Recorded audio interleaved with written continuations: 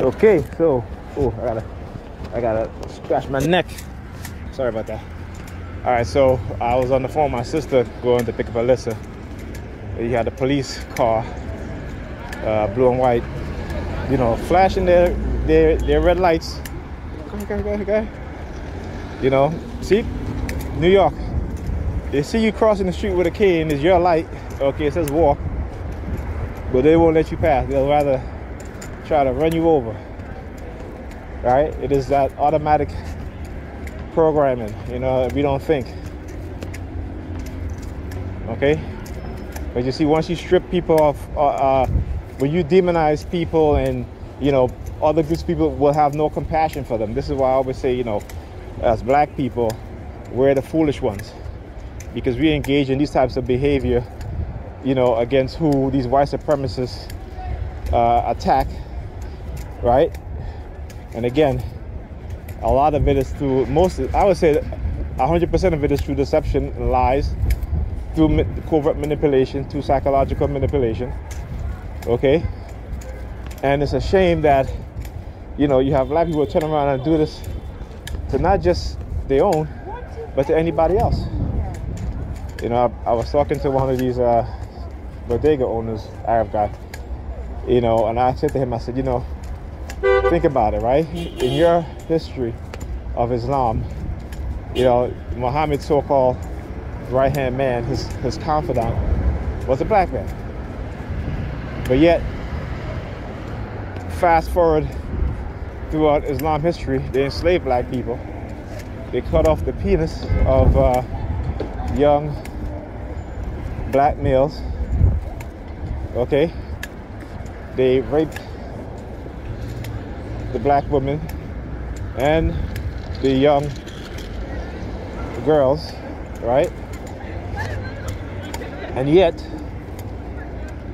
today, black people again call themselves Muslim. And again, but Islam was a different religion back then, until a deal was struck, okay, by the rulers of the Islamic world and the Roman Catholic Church, the Vatican. Many people don't understand that it was the Vatican that created this version of Islam. Okay? It doesn't matter if they're a wealthy Christian elite or they're a wealthy Muslim elite. They both work hand in hand of the subjugation and control of their followers. And so you got to understand that. You have to understand that. But because, it's like I said, we don't read history, you know, because a lot of it has been hidden. A lot of books has been banned. And, you know, history has been co-opted by certain groups of people for their own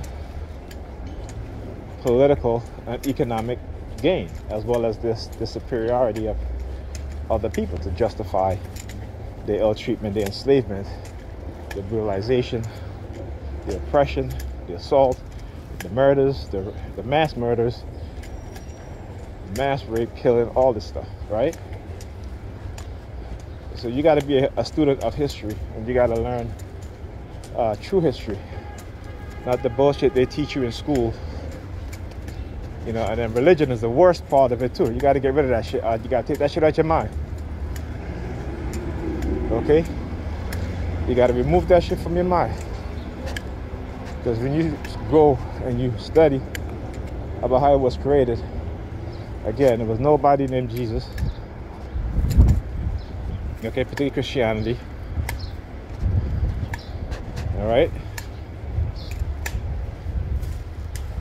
And that name was created, well, Jesus was created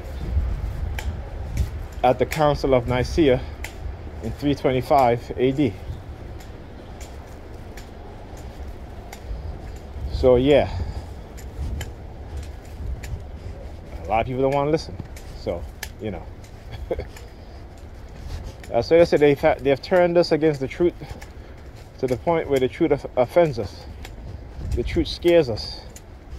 When we hear the truth, we attack it with the ferociousness of a psychopath, right? The ferociousness of a hungry lion that's looking for its meal. Okay? This is what it does. So yeah.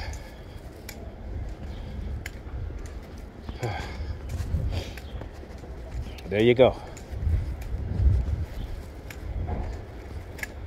I'm not talking, I gotta laugh because I always do things to bring them out, and I watch their behavior, how they operate, right? Again, the only how you're gonna expose anything is to find out about it, study it, okay, so that it doesn't so that you no longer fall into the manipulation, right? The lies, right? So yeah, and like I said, I don't bargain with terrorists. I don't bargain with people who go around drugging people, getting people to lie on them. Okay, I don't bargain with those type of people who are too coward, right, to tell the people the truth about the technology that they've developed, that they use, what it is that they're doing, because they're in a position of power, and they think that position gives them the authority to do whatever it is that they want to do. So you can't speak to me, and this is why they operate on the psychological realm, so they can have plausible deniability. All right, so the onus is always going to be on the person who's the victim of these crimes.